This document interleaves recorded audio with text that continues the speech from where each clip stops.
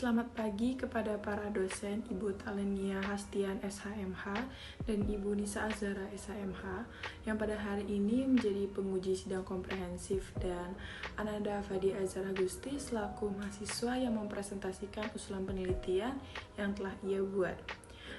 Baik, terlebih dahulu saya akan memperkenalkan diri saya Jessica selaku moderator dan dosen penguji pada sidang komprehensif hari ini. Puji syukur kita ucapkan kepada Allah SWT karena karunia kita dapat berkumpul dan melaksanakan sidang komprehensif pada hari ini. Untuk mempersingkat waktu, kita akan langsung masuk ke pembacaan materi usulan penelitian. Baik, kepada Ananda Fadiah dipersilakan. Assalamualaikum warahmatullahi wabarakatuh.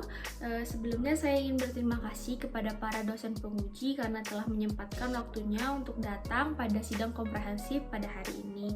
Yang saya hormati Ibu Talenia Hastian SHMH sebagai dosen penguji pertama dan Ibu Nisa Azhara sebagai dosen penguji kedua, serta Ibu Jessica SHMH sebagai dosen pembimbing saya yang telah membimbing saya selama penelitian ini berlangsung. Berikan saya kesempatan untuk mempresentasikan hasil penelitian yang telah saya lakukan mengenai perlindungan hukum terhadap kreditur dalam kasus pengalihan objek jaminan kepada pihak ketiga ditinjau dalam Undang-Undang Nomor 42 Tahun 1999 tentang jaminan fidusia. Sebelumnya, perkenankan saya mengenalkan diri. Saya Fadia Azhar Agusti, NPM 19/2034 yang mengambil mata kuliah kekhususan hukum perdata. Mengapa saya mengambil mengenai latar belakang mengapa saya mengambil judul penelitian ini. Yang pertama, jika kita lihat pada praktiknya di Indonesia, banyak masyarakat yang membutuhkan akan kredit pembiayaan. Namun seperti yang kita ketahui bahwa kondisi ekonomi masyarakat Indonesia pada mayoritasnya tidak memiliki ekonomi yang baik, sehingga terjadilah ketidakmampuan masyarakat untuk melunasi kreditnya tersebut. Sehingga saat masyarakat tersebut tidak dapat melunasi hutangnya, mereka pada praktiknya banyak mengalihkan objek jaminan fidusia tersebut kepada pihak ketiga atau seperti digadaikan atau dijual belikan. Nah, kejadian tersebut itu merupakan pelanggaran ketentuan pasal 23 Undang-Undang Nomor 42 Tahun 1999 tentang jaminan fidusia.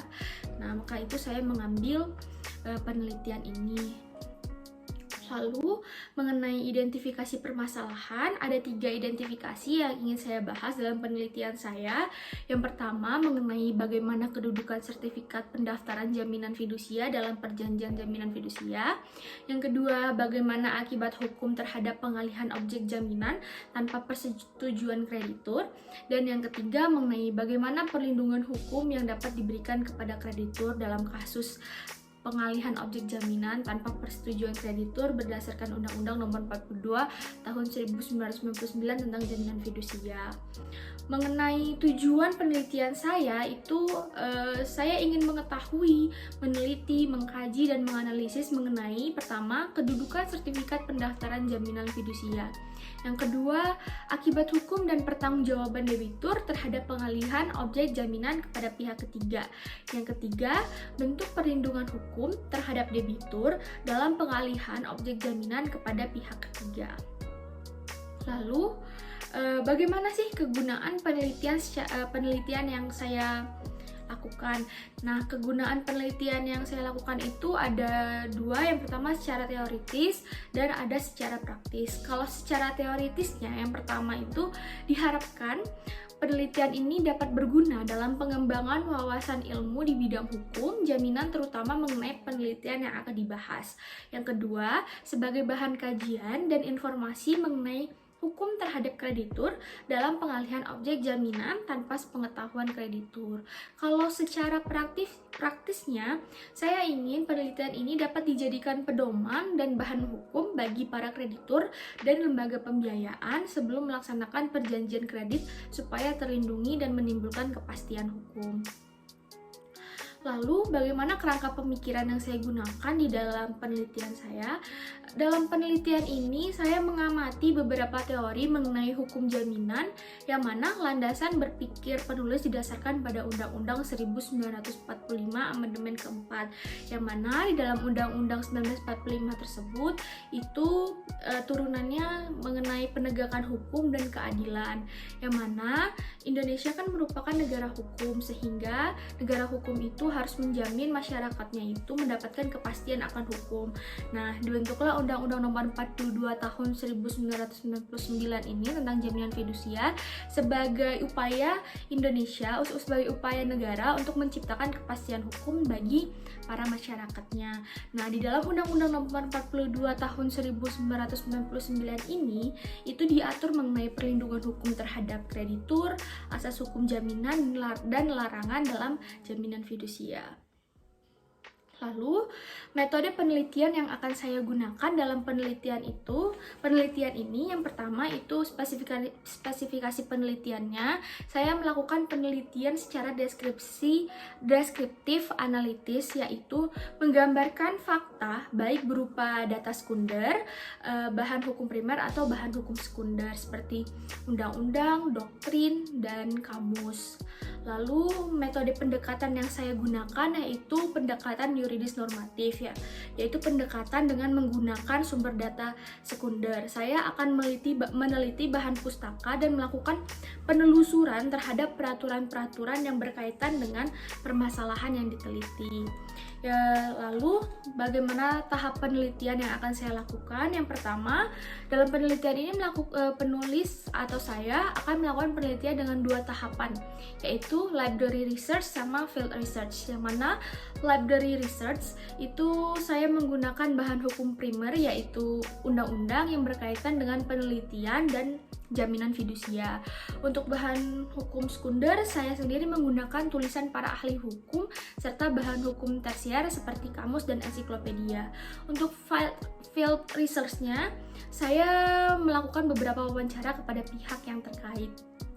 Lalu, bagaimana teknik pengumpulan data yang saya gunakan? Yaitu yang pertama studi dokumen dan yang kedua wawancara. Lanjut ke dalam alat pengumpulan data. Dalam pengumpulan data ini saya akan melakukan dengan penelitian kepustakaan seperti alat-alatnya seperti inventaris bahan-bahan hukum, primer, sekunder, tersier, dan catatan-catatan. Yang kedua, dalam penelitian lapangan saya akan menyiapkan daftar pertanyaan, handphone, dan kamera. Lanjut, analisis data. Dalam penelitian ini saya menggunakan metode yuridis kualitatif, yaitu dengan cara menyusunnya secara sistematis, menghubungkan satu sama lain terkait dengan permasalahan yang diteliti dengan berlakunya ketentuan perundang-undangan yang lain. Dalam melakukan analisis data, saya menggunakan penafsiran hukum terhadap peraturan perundang-undangan dan referensi lainnya yang terkait. Lalu jadwal penelitian, saya merencanakan penyusunan proposal saya lakukan pada bulan Mei. Sementara seminar proposal hingga saya sidang komprehensi saya akan mengejarnya pada bulan Juni. Namun jadwal penulisan hukum ini dapat berubah sewaktu-waktu. Mungkin itu saja presentasi dari saya. Apabila dosen penguji dan dosen pembimbing ada yang ingin ditanyakan, boleh untuk ditanyakan. Terima kasih kepada Bapak Ibu. Wassalamualaikum warahmatullahi wabarakatuh. Baik, Saudara Fadiah Azahra, penelitian kamu sudah bagus dan sangat menarik.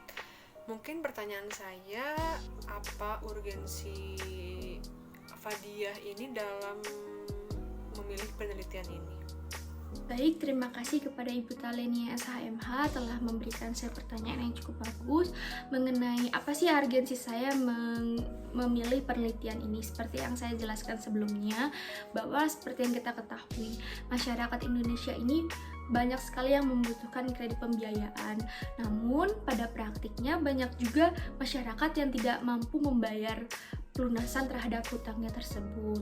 Nah, dikarenakan mereka sudah kebingungan, bagaimana nih cara mereka untuk melunasinya, maka banyak dari mereka mengalihkan objek jaminan tersebut kepada orang lain, atau mereka dengan istilah lebih gampangnya mereka menjual barang tersebut kepada orang lain. Namun di dalam Undang-Undang Nomor 42 Tahun 1999 di pasal 23-nya itu dijelaskan bahwa debitur itu dilarang untuk mengalihkan, menjual, menggadaikan objek jaminan sebelum terjadinya pelunasan.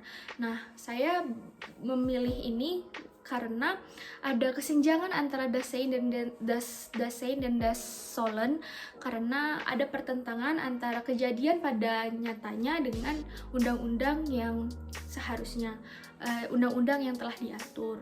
Nah, karena adanya kesenjangan tersebut, saya menemukan bahwa ada pihak yang dirugikan di sini, yaitu kreditur. Nah, disitulah saya mengangkat tema mengenai perlindungan terhadap kreditur. Gitu Ibu Talenia. Sekian jawaban dari saya. Wassalamualaikum warahmatullahi wabarakatuh. Baik, terima kasih kepada saudari Fadia Azhara Gusti. Nah, di sini saya ingin bertanya. Di sini saudari kan mengambil metode penelitian wawancara ya. Nah, mengenai hal ini, apakah saudari sudah menemukan narasumber yang mau diwawancarakan? Nah, dan itu di mana saja? Gitu. Terima kasih. Baik, terima kasih Ibu Jessica atas pertanyaannya. Saya ingin mencoba menjawab mengenai metode wawancara yang akan saya lakukan.